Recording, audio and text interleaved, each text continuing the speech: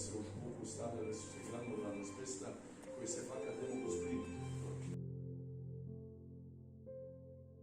Vozio sportska kola, vozio je Formulu 2 i oblačio je ono azbestno dijelo kad se usudari i završi požaru da ne pogine. Ne?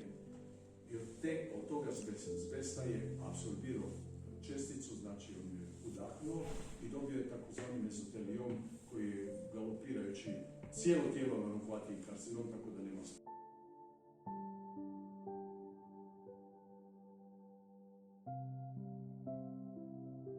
Danas ste ga udahnuli, nikome ništa, negdje nakon 20 godina, šta je azbest? To je vrlo opasno, pogotovo za krovopokrivače koji se ne štite.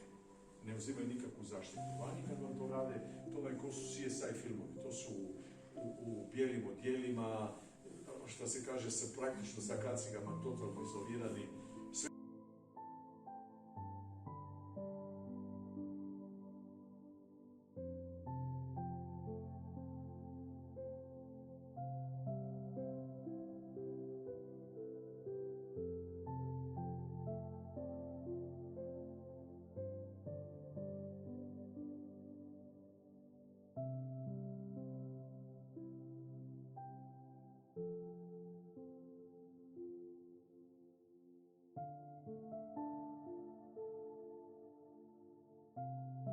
Dva onih troškova na odvoz otpada, mještano komunalnog, a o obitelji više.